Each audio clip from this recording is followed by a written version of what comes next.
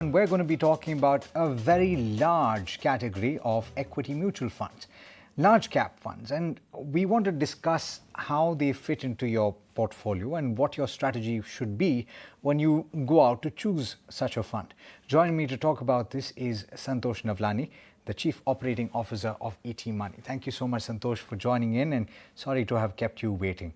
Let me start by asking about how you define the category and what the size is so that we can set the context. So, Alex, large cap category is one of the simplest and the oldest category of mutual funds, so to speak. As the name suggests, it is basically built to give you exposure towards large cap stocks of India. And as per SEBI's definition of large cap, is top 100 stocks listed on NSE by market capitalization are classified as large cap stocks. And large cap funds are meant to give you exposure towards these 100 stocks in a select manner so that you can actually generate wealth for yourself. So this category is the largest, one of the largest categories in mutual funds industry, almost to actively managed large cap funds alone probably manage about 2.2 lakh crore of assets under management right now.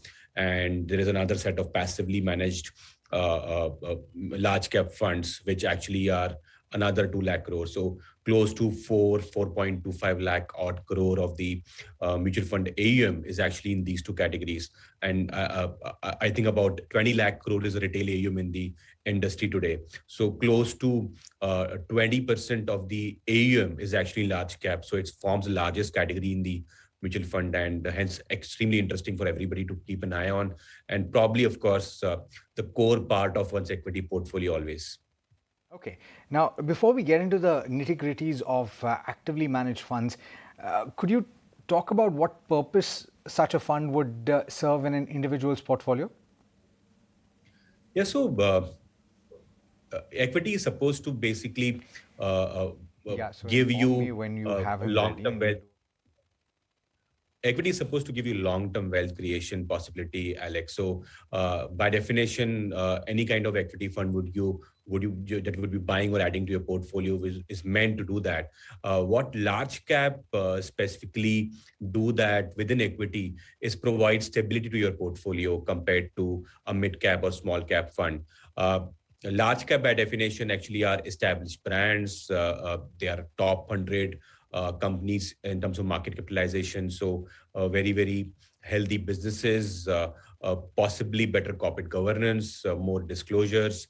They also have a lot of pricing power in their business, and of course, established business models so that they can stand or face the headwinds of the markets or economies going into different kind of cycles. They can face it far better than the other companies. So by definition or by theory, large cap stocks or large cap funds are supposed to provide stability to your portfolio compared to rest of the equity portfolio that you may have. So and if you look at any individual's portfolio, most financial advisors will actually allocate large part of one's equity allocation towards large cap mutual funds. Mostly it will be upwards of 50% in some cases where the individual is not very risk taking investor. Probably maybe entire part of one's equity allocation will be towards large cap funds. So it provides stability and growth both together is how I put it. Let's get into the performance of actively managed funds. Now, this has been a bit of an issue, particularly over the past 3 or 4 years when you've had the benchmark gain so significantly. Actively managed large cap funds have not been able to significantly beat the benchmark. And that really is the objective of an actively managed fund, right?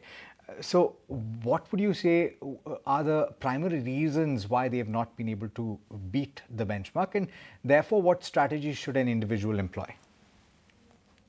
So there are a couple of things, Alex. It is a kind of, if you look at data of last 1, 3, 5, 7, and even 10-year period, if you focus specifically on 1, 3, 5, and 7-year trailing period, it's a fairly long-term performance for any kind of fund manager. You would notice at least 85% of the large cap mutual funds, actively managed large cap mutual funds, are not able to beat the benchmark returns of Nifty. And when you look at the stat and say that what is the probability that an individual investor would fall in another 15% who have probably gone and beaten the benchmark, the probability is quite less. So it's basically, by definition, you are against, you know, a chance of beating the benchmark for that matter. So it doesn't really make sense. I think what is more important is to look at why it is happening. So there are a couple of reasons for this. One is as markets have become more deeper, more retail participation has come in, awareness about investing into direct equities is going up.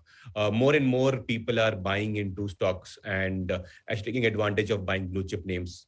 Secondly, what happens is by regulation a few years ago, EPFO, which is the most stable retirement corpus for the country for salaried individuals, is supposed to deploy 15% of their assets into equities, and the route they choose is passively managed ETFs. So they put money in SBI's Nifty ETF and SBI's Sensex ETF.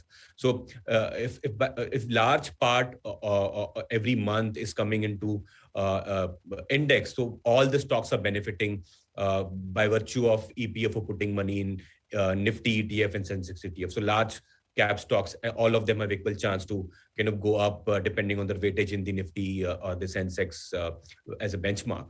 Now, if you look at FII money, also a lot of sovereign funds or pension funds from abroad, they have mandates to put into passively managed funds as well. So by what is happening is all the 50 stocks from Nifty are actually getting a lot of flows from passively managed fund managers or passive fund managers themselves into these things. So that is basically creating a consistent inflows into all stocks of Nifty 50.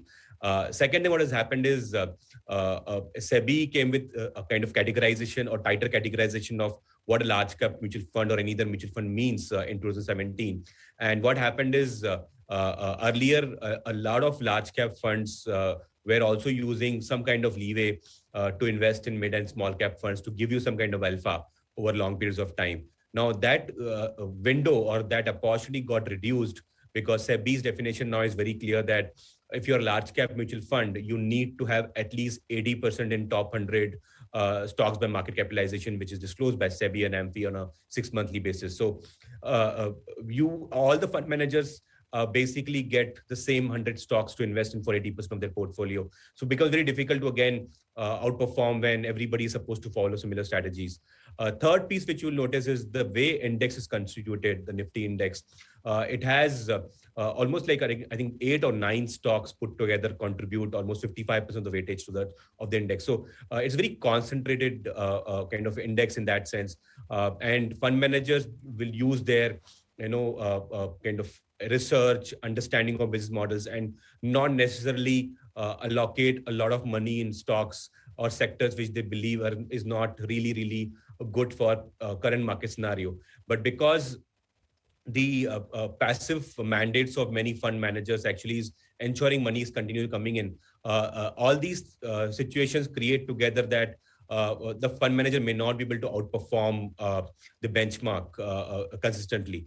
And all this is coming kind of, together where for 1 year, a fund manager may be able to outperform the Nifty. For a 3-year period, he or she may be able to outperform the Nifty. But over a consistent period of 5, 7, 10 years, when these business cycles are unpredictable, the polarization in the market is happening, or the cycles are getting changed, and some sectors suddenly start running, a fund manager may not be able to latch on to these opportunities as swiftly as an index fund would be able to do. So multiple things coming together and probably creating a chance there where a fund manager is basically at a disadvantage because of regulations as well, where he or she may not be able to get a fair chance to outperform the benchmark as well. Absolutely.